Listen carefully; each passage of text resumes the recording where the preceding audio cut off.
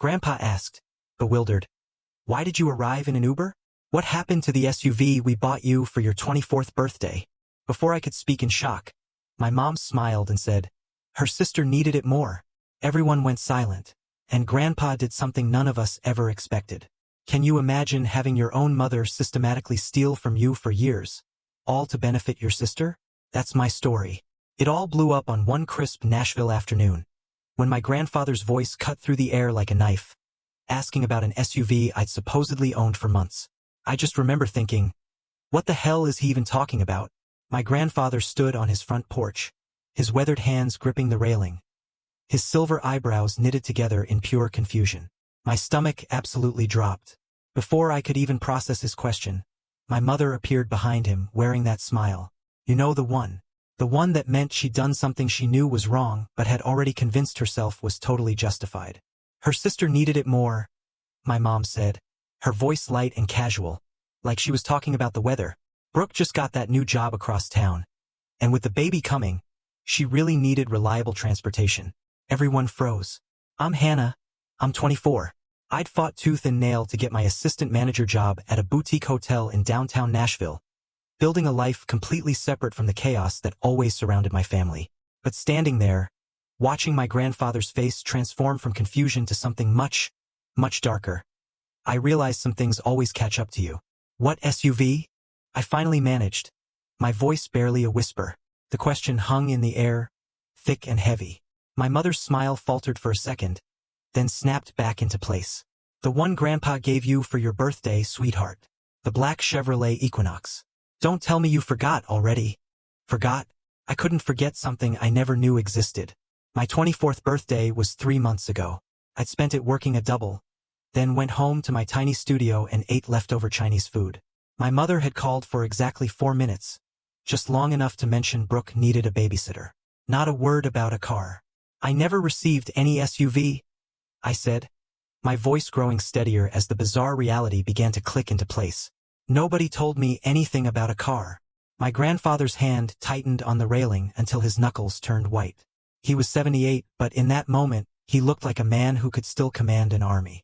Before he retired, he built a construction company from nothing. People still spoke his name with respect.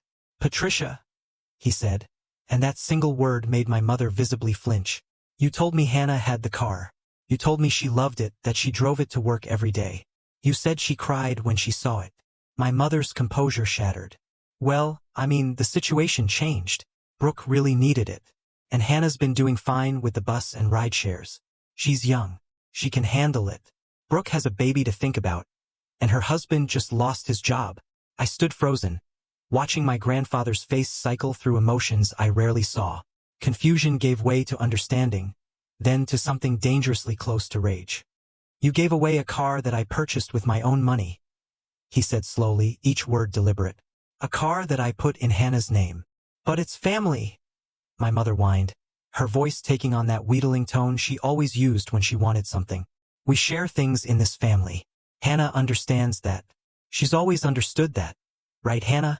She looked at me, eyes pleading, expecting me to play along, to smooth things over like I always had, to be the good daughter who never complained.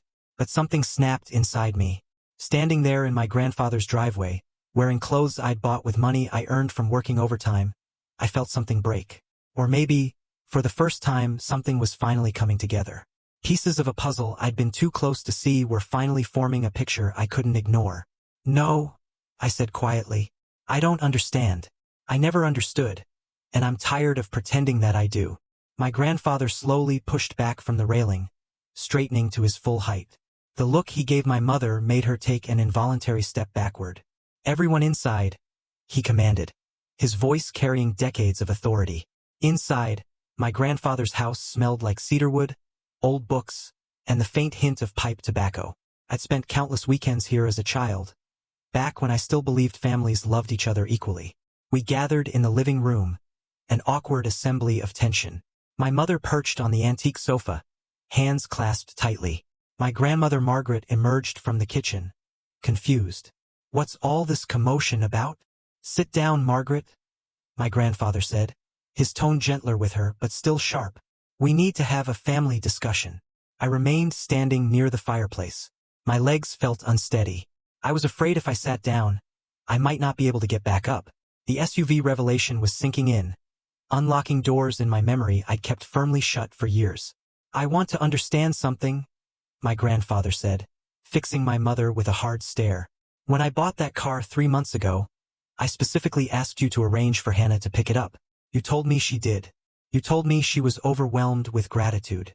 You even sent me a picture of her standing next to it." My heart clenched. Picture. There was a picture. "That picture," I said slowly, pieces clicking into place.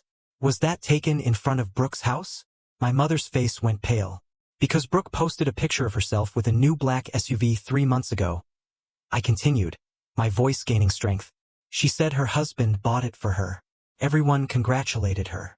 I liked the post. The silence that followed was deafening. Let me explain something about my family. Without context, none of this makes sense. My mother, Patricia, has always favored Brooke. From the moment my sister was born when I was 4, I became invisible. Brooke was the pretty one, the charming one, the one who could do no wrong. When she struggled in school, tutors were hired. When I struggled, I was told to try harder. When she wanted dance, piano, art lessons, the money appeared from nowhere. When I wanted to join the school band, I was told we couldn't afford the instrument rental. I learned early to stop asking. I learned to work for everything. At 16, I got my first job bagging groceries, saving every penny for my own books. When Brooke wrecked her first car at 17, my parents bought her another. When I saved enough for a used Honda at 18, my mother borrowed it for Brooke and returned it with a dented fender and no apology. This pattern continued into adulthood. Brooke got married at 22 in a lavish ceremony my parents funded entirely. I wasn't even asked to be a bridesmaid. 6 months ago, Brooke announced her pregnancy, and suddenly every family conversation revolved around the baby, the nursery, what Brooke needed, what Brooke wanted. Meanwhile, I worked 50-hour weeks, climbed from front desk clerk to assistant manager through sheer determination, and built a life that asked nothing from anyone. I thought I had finally escaped. I thought the distance I had created would protect me. I was wrong. "So let me make sure I understand this correctly," my grandmother said, her voice sharp in a way I rarely heard. "You took a gift intended for Hannah and gave it to Brooke, and then lied about it? It's not that simple," my mother cried, desperation creeping in. "Brooke needed it. Her husband lost his job, and they have a baby on the way, and Hannah has always been so independent. She manages fine on her own. She always has. Brooke needs help. Hannah doesn't." "That's not the point," my grandfather said, his voice dangerously quiet. "The point is that I purchased that vehicle for Hannah. It was registered in her name. I have the paperwork. How exactly did you manage to give it to Brooke when you have no legal authority over it?" My mother's face cycled through shades of red, settling on a guilty pink. "I told the dealership there was a mistake with the registration, that it should have been in Brooke's name from the beginning. I had Hannah's information from when she was younger, so I just—" "You committed fraud," my grandfather stated flatly. "You forged documents to transfer ownership of property that did not belong to you." "It's family," my mother repeated, but the words sounded hollow now, even to her. "We take care of each other. Hannah wouldn't have minded if she'd known. She's always been the responsible one. Brooke is the one who needs support." I laughed then, a bitter, startling sound. "You didn't even tell me the car existed. How could you know whether I would have minded? You didn't give me the chance to be generous. You just took what wasn't yours to take and gave it to someone else." My grandfather rose from his chair, and for a moment, I saw the man he must have been in his prime. "Where is the car now?" he asked. "At Brooke's house," my mother whispered. "She's been driving it for 3 months. My grandfather nodded slowly, then pulled out his phone. "Then I believe it's time to correct the situation." The next 30 minutes felt surreal, like watching a movie of my own life. My grandfather made calls with a calm efficiency that spoke to decades of business experience. Lawyers, the police non-emergency line, a towing company that apparently owed him a favor. My mother tried to interrupt, but each attempt was met with a raised hand and a look that could have frozen water. My grandmother sat beside me, her hand finding mine and squeezing gently. "I always wondered," she said quietly, her voice low enough only I could hear. "There were so many times when things didn't add up. Birthday presents that were never mentioned. Christmas gifts that seemed to disappear. Your grandfather would ask about something he'd sent you, and Patricia always had an explanation. Tears pricked at my eyes, but I refused to let them fall. How long? I asked. How long has this been happening? My grandmother's face crumpled with guilt. I don't know for certain. Years, probably. I should have asked more questions. I should have called you directly. But Patricia always had reasons. And I wanted to believe her. The admission hurt more than I expected. All those years of thinking I was forgotten, that my grandparents didn't care as much about me as they did about Brooke. All those missed connections and perceived rejections. None of it had been real. It had all been carefully orchestrated by my mother to ensure Brooke remained the center of everyone's universe. The car will be here within the hour, my grandfather announced, ending his final call. I've also contacted the authorities about the fraudulent transfer, but they've advised me that since I'm willing to resolve this within the family, and no financial harm was done to the dealership, we can handle it privately if we choose. Thank you, I said, the words feeling inadequate. Thank you for believing me. My grandfather crossed the room and placed his hands on my shoulders, looking at me with an intensity that made me feel truly seen for the first time in years. I should have been paying closer attention. I should have verified things myself instead of trusting intermediaries. That's my failure, Hannah, and I'm sorry for it. It's not your fault, I said, glancing at my mother, who had shrunk into the corner of the sofa. You trusted family. That's not supposed to be a mistake. No, he agreed. It's not. But apparently, in this family, trust has been badly misplaced. My mother finally found her voice. This is going to destroy everything. Brooke is pregnant. She's under stress. If you take that car back, it's going to devastate her. Think about the baby. Think about what this will do to the family. I watched my grandfather's face harden. The family? He repeated, his voice cold. You want to talk about family? Hannah is family. She has spent her entire life being treated like an afterthought while you've poured every resource into Brooke. I've seen the way things work. I've seen Hannah show up to holidays in clothes she's clearly worn multiple times while Brooke arrives in designer outfits. I've seen Hannah drive a 15-year-old car while Brooke gets handed new vehicles. I told myself it was because Hannah was more responsible, more frugal. Now I'm beginning to understand. It was because Hannah was given no choice. That's not fair, my mother protested. Brooke has had difficulties. She struggled with things. Hannah has always been capable of taking care of herself because you forced her to be, my grandmother said, with a sharpness I had never heard before. You gave her no other option. And now we find out that you've been stealing from her for years. Gifts we sent, money we gave for her education, her birthday, her graduation. How much of it actually reached her? The question hung in the air like a bomb. I thought about all the times my mother mentioned money from my grandparents that I'd never received. College funds that mysteriously dried up. Birthday checks deposited into accounts I didn't control. The laptop that was supposed to be my graduation gift but ended up in Brooke's possession because she needed it for her job search. How much? I asked, my voice steady despite the turmoil inside me. Over the years, how much has been redirected from me to her? My mother's face was a mask of guilt and defiance. I don't know exactly. It doesn't matter. What matters is that we're family, and family takes care of each other. No, my grandfather said firmly. What matters is that you've committed theft. You've stolen from your own daughter to fund your other daughter's lifestyle, and you've lied to us for years to cover it up. The sound of a truck pulling into the driveway cut through the tension. We all turned. A flatbed tow truck was backing up, a familiar black SUV strapped to its bed. That's my car, I said, the words feeling strange in my mouth. That's actually my car. Yes, my grandfather said. It is, and it always was.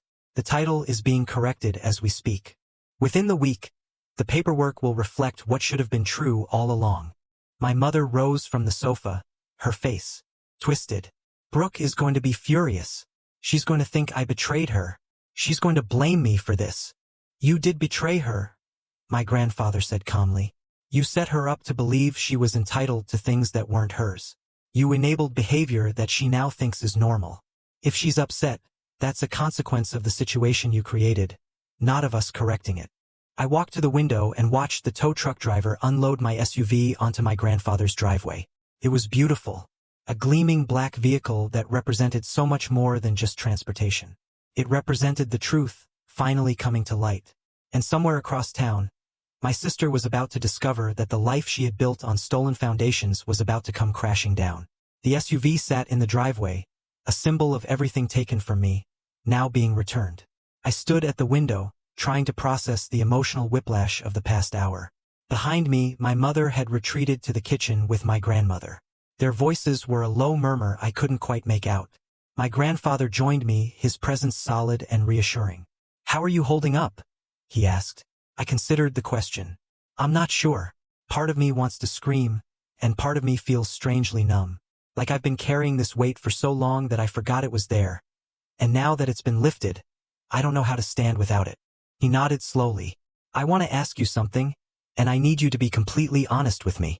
This business with the car. Is this the first time something like this has happened? Or is there more?" The question cracked something open inside me. For years, I had minimized the constant small thefts, the redirected gifts, the promises that never materialized. I told myself it was normal sibling rivalry, that I was being oversensitive, that my mother meant well. But standing there with my grandfather, finally having an ally, I couldn't keep lying to myself anymore. "It's not the first time," I admitted, my voice barely above a whisper. "It's been happening for as long as I can remember." My grandfather turned to face me fully, his expression grave. "Tell me." So I did.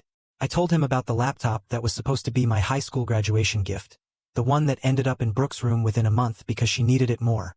I told him about the college fund my grandmother mentioned contributing to, money I had never seen because my mother claimed it went towards shared family expenses.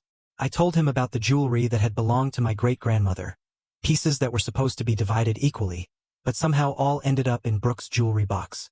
I told him about the smaller things, too. Birthday checks that were cashed but never given to me. Christmas presents that disappeared before I could open them. The savings bond for my christening that my mother cashed when I was 16. Telling me the money had been used for emergency car repairs on a vehicle I was never allowed to drive. The more I talked, the more I remembered. It was like pulling a thread on a sweater and watching the entire thing unravel. Years of dismissals and explanations that had never quite made sense. All of them pointing to the same horrifying conclusion. I had been systematically robbed by my own mother to fund my sister's lifestyle. "The worst part," I said, my voice cracking slightly, "is that I actually believed I was the problem. I thought there was something wrong with me, that I wasn't worthy of the same love and attention Brooke got. I worked so hard to be independent because I genuinely thought I was a burden, that asking for anything was selfish." My grandfather's jaw tightened, and his hands clenched into fists. "How much money are we talking about?" I'd never tried to calculate it before, but now I did the mental math. The college fund contributions I knew about, the birthday and holiday gifts, the graduation money, the car that was sitting in the driveway. Probably somewhere between $40,000 and $50,000, maybe more. I don't have records of everything because I never knew most of it existed. He was quiet for a long moment. When he spoke again, his voice was carefully controlled, a testament to his suppressed anger. "I want you to know that this ends today. Whatever has happened in the past cannot be undone.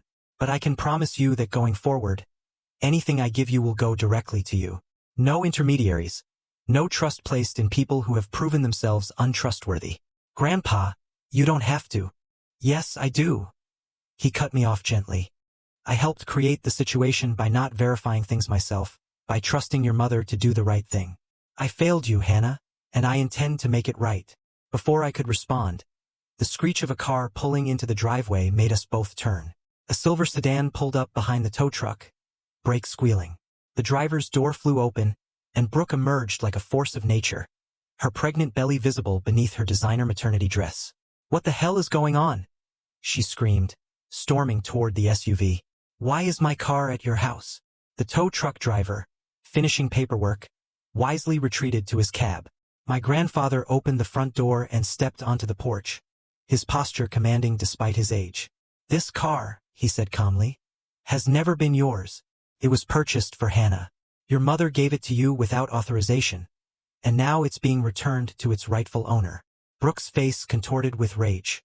"That's insane. Mom told me Grandma and Grandpa wanted me to have it. She said Hannah didn't need a car because she lives near her work and takes the bus. She said it made more sense for me to have it because I have a baby coming." "Your mother lied," my grandfather said simply, "as she has apparently been lying for years." My mother appeared in the doorway, pale and panicked. "Brooke, honey, let me explain." "Explain what?" Brooke shrieked. "That you're letting them take my car after everything you promised?" You said this was mine. You said it was a gift. It was a gift, my mother said desperately. Just not originally meant for you. But you needed it, sweetie. You needed it so much more than Hannah did. I was trying to help you. I stepped out onto the porch, placing myself where my sister could see me. Did it ever occur to you to ask me? To tell me about the car and see if I would be willing to share it? Or let you use it? Did it ever occur to anyone in this family that I might have my own needs, my own struggles, my own life that matters? Brooke's eyes fixed on me with pure venom. Oh, please, Hannah. You've always been so self-righteous. Little Miss Perfect who never needs anything from anyone. You think you're better than us because you work your fancy hotel job and live alone in your sad little apartment. I live that way because I was given no other choice, I said, my voice steady despite the hurt her words caused. I was never given the support you were given. The confrontation drew the attention of neighbors, peering through windows and over fences. My grandfather noticed, and with a sharp gesture said, "Inside all of you. This is a family matter, and we will discuss it as a family." Brooke looked ready to argue, but something in his tone made her think better of it. She waddled up the steps with exaggerated difficulty, one hand pressed to her lower back. We reconvened in the living room, the tension thick enough to cut. My grandmother sat in her usual chair, her face a mask of disappointment I'd never seen before, directed not at me, but at my mother and sister. "Before we continue," my grandfather began, "I want to establish some facts. Patricia, how long have you been redirecting gifts and money intended for Hannah to Brooke instead?" My mother's mouth opened and closed several times. "It's not as simple as that. I was managing resources for the whole family. Sometimes things got shifted around based on who needed what." "That's not an answer," my grandmother said sharply. "How long?" The silence stretched. Finally, my mother dropped her gaze to her lap. "Since the girls were teenagers. Maybe earlier. I don't remember exactly." "And approximately how much money and property are we talking about?" "I don't know. I didn't keep track." "Hannah estimates somewhere between $40,000 and $50,000, my grandfather said coldly. "Does that sound accurate to you?" My mother flinched as if slapped. "That's probably high. It can't be that much." "Let's see," my grandmother said, pulling out her phone. "I have records of contributions I made over the years directly to Patricia to be passed on to both girls equally. College fund contributions, graduation gifts, birthday money. Shall I read the totals?" "Mother, please." $17,000 sent for Hannah's college fund over 6 years. "Where is that money, Patricia?" "It went toward family expenses, bills, and things. Times were hard. Times were hard enough that you bought Brooke a new bedroom set when she was 16 and took her to Europe for her graduation trip?" The question landed like a physical blow. My mother had no response. "I remember that trip," I said quietly. "I wasn't invited. Mom said it was because I had to work my summer job and couldn't miss the time. But the real reason was that there was only supposed to be money for one person to go, and that money was supposed to be mine." Brooke rolled her eyes. "Oh, here we go. Poor Hannah. Always the victim. You could have asked to come. You could have spoken up." "I didn't know there was anything to speak up about," I said, turning to face her directly. "I thought the trip was paid for by your godparents. That's what Mom told me. She said your godparents wanted to give you a graduation experience and that my godparents hadn't been as generous." "That was true," my mother said weakly. "Was it?" my grandmother asked. "Because as I recall, Hannah's godparents contributed quite nicely to her education fund. The same fund that apparently got spent on family expenses while Brooke was touring Paris." The layers of deception were staggering. Every explanation I'd ever been given, every justification for why Brooke had more and I had less, was falling apart under scrutiny. It was like watching a house of cards collapse in slow motion, each revelation knocking down another carefully constructed lie. "I want to understand something," I said, my voice surprisingly steady. "Mom, why? What did I ever do to make you treat me this way? Was it something about me specifically? Or would you have done this to whichever daughter was born first?" My mother's face crumpled, and for a moment, I thought she might provide a genuine answer. But then the defensive walls went back up. She straightened in her seat. "I didn't treat you badly. I loved you both equally. I just recognized that Brooke needed more support than you did. You were always so capable, Hannah, so independent. Brooke struggled more. She needed extra help. She struggled because you never let her face consequences," I said, the realization crystallizing. Every time she made a mistake, you covered for her. Every time she wanted something she couldn't afford, you found a way to get it for her, even if that meant taking it from me. You didn't help her. You crippled her. Brooke's face flushed with anger. Don't you dare talk about me like I'm some kind of charity case. You're pregnant at 20 years old with a husband who can't hold a job. Living in a house your mother-in-law owns, driving a car that was stolen from your sister, wearing clothes you can't pay for. How would you describe that? At least I have a family, Brooke shot back. At least I have a husband and a baby on the way. What do you have? A studio apartment and a job folding towels? I manage a hotel, I corrected calmly. A job I earned through hard work and dedication. A job that pays me well enough to support myself without stealing from family members. Enough, my grandfather said, his voice cutting through the argument. I want to hear from you, Brooke. Did you know that the car your mother gave you was intended for Hannah? Brooke hesitated. In that hesitation, I saw the truth. I suspected, she admitted finally. Mom said there was some confusion about who the car was supposed to be for, but that she'd worked it out. She said you and Grandma wanted me to have it because of the baby. And did you question that story? Given that Hannah had never mentioned receiving a car, did it not occur to you that something was wrong? I didn't think about Hannah. I was excited. It was a nice car, and I needed it. My grandfather shook his head slowly. The entitlement in this room is astounding. Patricia, you have raised one daughter to believe she deserves nothing and another to believe she deserves everything. And in doing so, you've damaged them both. My mother began to cry, but I felt nothing. No sympathy, no urge to comfort her as I had so many times before.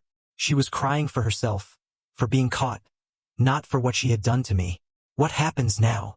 I asked. The car situation is resolved, but there's still everything else. My grandfather exchanged a look with my grandmother, a silent communication passing between them. When he spoke again, his voice carried the weight of decision. Now, he said, we start making things right. The next hour was one of the most surreal of my life. My grandfather, methodical and thorough, began cataloging the wrongs. He pulled out a notepad and started writing, asking questions, recording answers with the precision of an accountant. The college fund contributions, he said. We'll start there. Margaret and I contributed $17,000 specifically for Hannah's education. Where is that money now? My mother shifted uncomfortably. Like I said, it was used for family expenses over the years. Then you owe Hannah $17,000. We'll set up a payment plan. What? My mother sputtered. I can't pay back $17,000. That's impossible. You'll find a way, my grandfather said calmly. Just as Hannah found a way to pay for her own education without any help from you. Speaking of which, Hannah, how much did you spend on your associate's degree? About $8,000 total, I said. I did community college and worked full-time throughout. $8,000 that should have been covered by the fund we established. He wrote another note. That brings the total to $17,000. Now let's discuss the other gifts. For the next 30 minutes, we went through every birthday, every holiday, every milestone my grandparents could remember contributing to. The graduation presents, the birthday checks, the Christmas gifts. Each one had a paper trail on my grandparents' end, but no corresponding receipt on mine. By the time we were finished, the unofficial tally was staggering. Over the course of my lifetime, approximately $53,000 in gifts and contributions intended for me had been redirected elsewhere. The majority had gone to supplement Brooke's lifestyle, but a significant portion had simply been absorbed into my parents' household expenses. I had no idea, my grandmother said, her voice trembling. All these years, we thought we were helping both of you equally. We trusted your mother to distribute things fairly.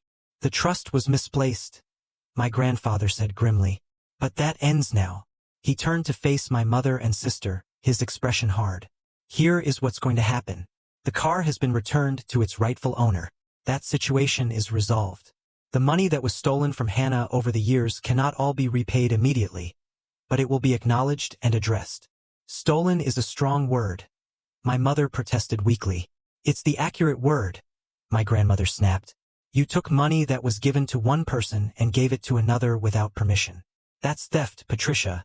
No matter how you try to dress it up. My grandfather continued. I will be restructuring my estate plans this week. The changes I make will reflect the reality of the situation, not the fiction that has been presented to me for years. Brooke's head snapped up. What does that mean? It means that the anticipated inheritance you've been counting on may look very different than you expected. It means that Hannah will receive appropriate consideration for what has been taken from her. And it means that anyone who has a problem with that arrangement is welcome to contest it, at which point all of this information will become a matter of public record. The threat hung in the air. My mother's face went pale. You can't do that, she said. You can't punish Brooke for things I did. I'm not punishing anyone. I'm correcting an imbalance that has existed for far too long. My grandfather looked at Brooke with something like pity. You've been set up to fail, young lady. Your mother gave you everything you wanted without teaching you how to work for any of it. Now you're 20 years old, pregnant, married to a man without stable employment, and you've never had to face real consequences for your actions. That changes today. This is insane, Brooke said, her voice rising to a near shriek. I haven't done anything wrong.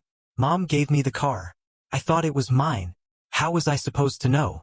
You knew something wasn't right, I said quietly. You admitted as much, but you didn't ask questions because you didn't want to know the answers. That's a choice, Brooke, and choices have consequences. My sister turned to me, tears streaming down her face, mascara running in dark streaks. I'm your sister. How can you do this to me while I'm having a baby? Your niece or nephew. Doesn't that mean anything to you? I felt a twist of emotion in my chest, but I forced myself to stay strong. It means a lot to me, and when that baby is born, I'll be the best aunt I can be. But that doesn't mean I'll let you continue to take from me. It doesn't mean I'll keep being the one who sacrifices while you benefit. I never asked you to sacrifice anything. You never had to ask. Mom made sure of that. But even when you knew something was wrong, when you suspected that the car wasn't really meant for you, you said nothing. You took what was offered and didn't question it. That's not innocent, Brooke. That's complicit. The word hung in the air, heavy with implication. Brooke looked like she wanted to argue further, but her mother placed a hand on her arm, silencing her. What do you want, Hannah? My mother asked, her voice defeated. What will make this right? I considered the question carefully. What did I want? Not the money, not really. I had built a life without it, and I could continue to do so. Not revenge, despite how satisfying it would be to watch them suffer the way I had suffered. I want acknowledgement, I said finally. I want you to admit what you did, not just to me, but to everyone who's been told stories about how equal and fair you've been. I want you to stop lying about our family dynamic to make yourself look good. My mother's face crumpled. And I want boundaries, I continued. Real boundaries. No more expecting me to give up things for Brooke. No more guilt trips about not being close enough to the family while you systematically exclude me from it. If I choose to help Brooke in the future, it will be my choice, not something taken from me. That's fair, my grandfather said approvingly. More than fair, actually. I looked at my grandmother, who had tears in her eyes. And I want a relationship with you both. A real one. Not one filtered through Mom's interpretation of events. My grandmother rose and crossed to me, pulling me into a tight embrace. You've always had that, sweetheart.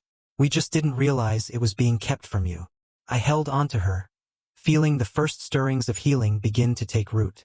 Outside the window, my SUV sat in the driveway, gleaming in the afternoon sun. It was just a car. Really just metal and rubber and glass. But it represented so much more than that. It represented the truth finally being told. And that was worth more than any amount of money. The week that followed was one of the strangest of my life. For the first time, I had possession of something I had been given rather than something I had earned through grueling effort. The SUV sat in my apartment parking lot, a constant reminder that things had finally shifted. But with the shift came turbulence. My phone became a battleground. Brooke sent dozens of messages ranging from tearful pleas to angry accusations. My mother called repeatedly, alternating between apologies and attempts to negotiate some compromise that would return things to the way they were. I responded to none of them. My father, who had been notably absent from the confrontation, finally reached out on the fourth day. Your mother is beside herself, he said, his voice carrying the tired resignation I'd heard from him my entire life, the sound of a man who had long ago given up trying to change anything. Then maybe she should think about why, I replied calmly. Hannah, this is tearing the family apart. Brooke isn't sleeping. She's worried about the baby. Can't you find it in your heart to let this go? I felt the old familiar pull, the instinct to smooth things over, to be the peacemaker, to sacrifice my own needs for the comfort of others. But I recognized it now for what it was. A survival mechanism that no longer served me. Dad, do you know how much money was taken from me over the years? Do you know about the college fund, the gifts, the car? His silence told me everything I needed to know. You knew, I said, the realization hitting me like a punch to the stomach. You knew and you said nothing. I tried to bring it up a few times, but your mother always had reasons. She said you were fine, that you didn't need as much support as Brooke. I wanted to keep the peace. You wanted to avoid conflict, I corrected. There's a difference.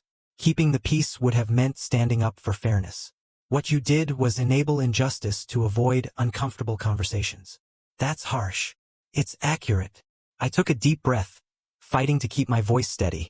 I'm not going to pretend anymore. I'm not going to act like everything is fine when it isn't.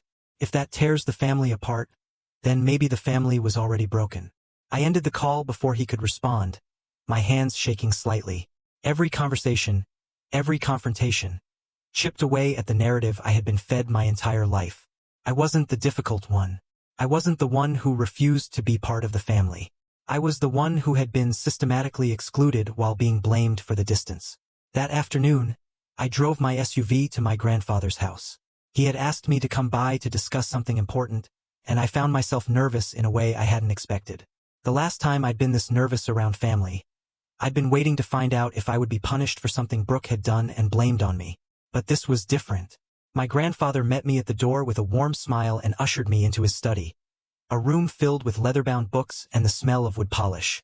Thank you for coming, he said, settling into the chair behind his desk. I wanted to discuss some changes I'm making, and I wanted you to hear about them directly from me. Changes to your will? I guessed. He nodded. Among other things, I've spoken with my attorney and we've restructured my estate plan to reflect reality rather than the fiction your mother created. But more importantly, I wanted to talk to you about the future. Your future. My future. Your potential, Hannah. I've been doing some research. He pulled out a folder and slid it across the desk. Your performance reviews at the hotel have been exceptional. Your manager speaks highly of you. You've been promoted twice in 2 years, and you're on track for further advancement. I opened the folder, confused. Inside were copies of documents I had never seen. Performance evaluations, commendations. How did you get these? I made some inquiries. I hope you don't mind. He leaned forward, his expression intense. You've accomplished remarkable things without any support from your family. I want to change that. I want to invest in your future, not as compensation for what was taken, but because you've proven you deserve investment. My eyes filled with unexpected tears. Grandpa, you don't have to do this. I know I don't have to, he said. I want to. Your grandmother and I have discussed it, and we want to set up an educational fund for you. If you want to pursue a bachelor's degree, a master's degree, additional certifications, whatever will help your career, we want to support that. I don't know what to say. Say yes, he said simply. Say yes and let us be the family we should have been all along. For the first time in years, I felt myself truly believe that good things could happen to me without being taken away. 3 months passed, and my life transformed in ways I could never have predicted. The educational fund my grandparents established allowed me to enroll in an online bachelor's program in hospitality management, something I had dreamed of pursuing but never thought possible. The SUV made my commute easier and opened opportunities that had been closed to me before. For the first time in my memory, I was building a life with support rather than despite opposition. My relationship with my mother and Brooke remained fractured. After weeks of unanswered messages, they had largely stopped reaching out. My father occasionally sent brief texts, checking in without expecting responses. I appreciated the minimal effort even as I recognized it for what it was. The same passive approach he had always taken, now directed slightly more in my direction. The baby arrived in March, a healthy girl named Stella.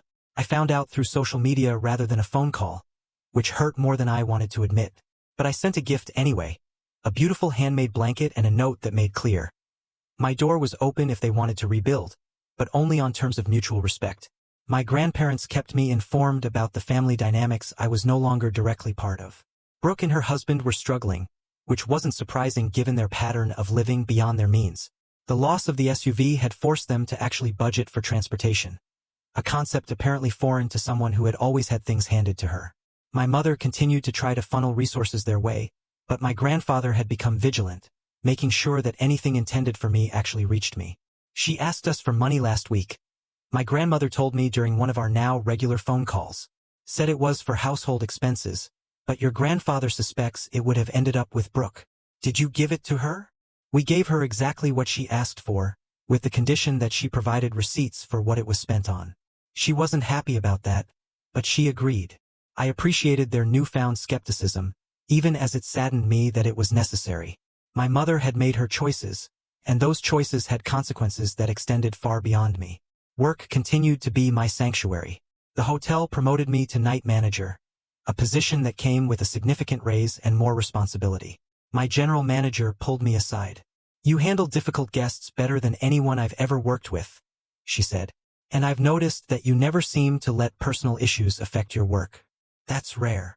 I thanked her, not mentioning that my ability to remain calm under pressure had been honed through years of managing family crises that were never my fault, but always somehow my responsibility to fix. The spring semester of my bachelor's program went well. I genuinely enjoyed studying hospitality management theory, connecting the academic concepts to my practical experience. My professors were impressed by my real-world knowledge, and I earned straight A's for the first time in my life. In May, I received an unexpected invitation. Brooke reached out through email, the first direct communication we'd had since the confrontation. I'd like to talk, she wrote. Not to ask for anything, just to talk. I think I owe you an apology. I stared at the message for a long time. Part of me wanted to ignore it to maintain the protective distance. But another part remembered that Brooke was also a product of our mother's manipulation. Raised to believe that taking from me was acceptable, even expected. Coffee next weekend? I wrote back. Public place? No, Mom. Her response came within minutes. Thank you. I'll be there. We met at a cafe near my apartment, neutral ground where neither of us had history. Brooke looked exhausted in the way all new mothers do, with dark circles under her eyes and formula stains on her shirt. But she also looked different somehow, more grounded than I had ever seen her. Before you say anything, she began, I want to acknowledge what happened, not just with the car, but with everything. I've been doing a lot of thinking since the baby was born, and I've realized that I've spent my entire life being handed things that I didn't earn. I waited, letting her continue. Mom always told me that I deserved special treatment because I was more fragile than you. She said you were so strong and independent that you didn't need help.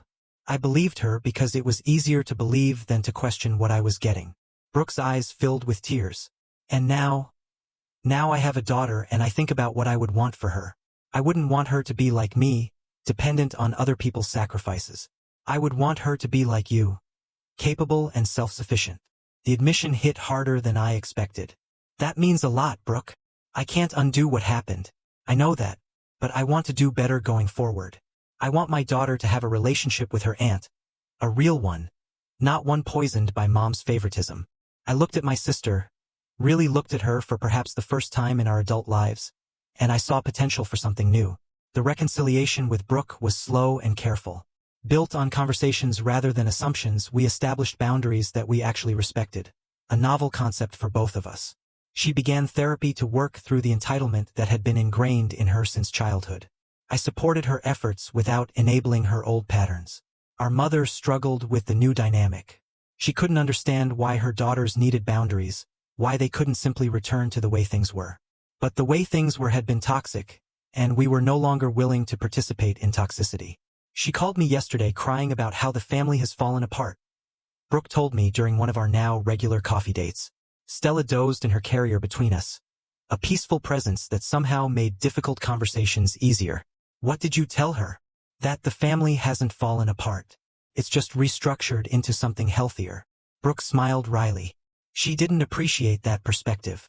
6 months after the confrontation at my grandfather's house, something significant happened. My mother reached out requesting a family meeting at my grandparents' home. She wanted to apologize, she said. She wanted to make amends. I was skeptical but agreed to attend. My grandparents, Brooke with Stella, and my parents all gathered in the same living room where the truth had first emerged. The atmosphere was tense, but not hostile.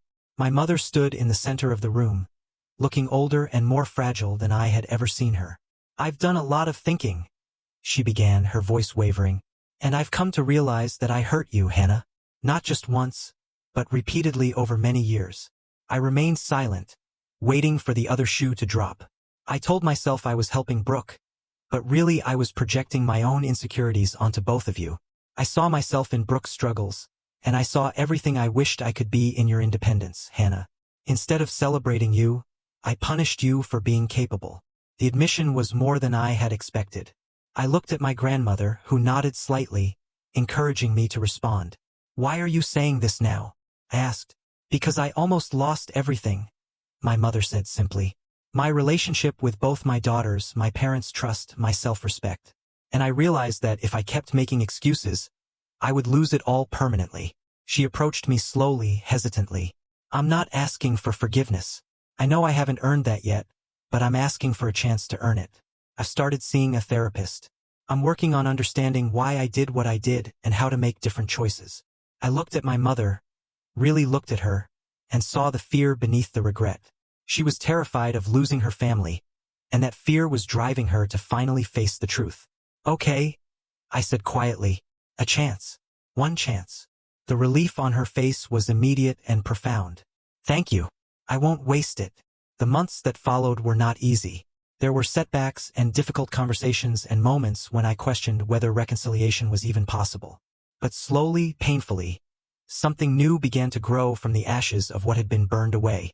My mother actually followed through on her promises.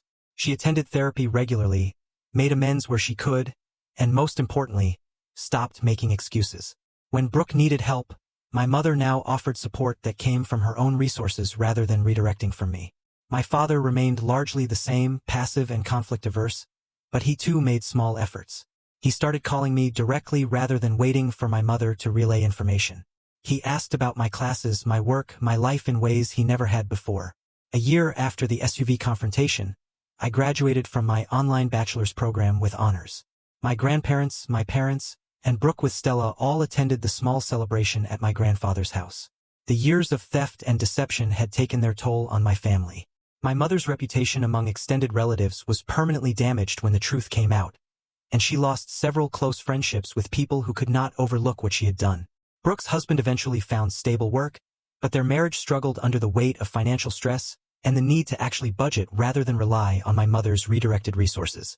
The inheritance they had counted on was restructured to reflect fairness rather than favoritism, and they were forced to build their own lives rather than coasting on stolen gifts. My mother's relationship with her parents never fully recovered to what it had been, and she carried the weight of their disappointed awareness for the rest of her life. As I stood in my grandfather's living room, diploma in hand, looking at the family that had finally learned to treat me with respect, I allowed myself to feel proud, not just of the degree, but of the journey that had led me here. Driving home that evening in my SUV, the one my grandfather had given me, and my mother had tried to steal, I thought about everything that had changed. I had gone from being invisible to being seen, from being robbed to being supported, from being alone to being part of something real. The revenge I had gotten was not the dramatic, satisfying kind from movies. It was quieter, more profound. It was the revenge of living well, of building a life that proved I had always been worthy of love and support and respect. And as I pulled into my parking space and looked up at the apartment I had earned through my own hard work, I knew that this was just the beginning. I had spent my whole life being the one who lost everything to her sister. Now, finally, I was the one who had won. This journey was incredibly hard, but I wouldn't trade the truth for anything. I'd love to hear your thoughts on this. Have you ever had to fight for what's yours, especially when it involved family? Let me know in the comments below.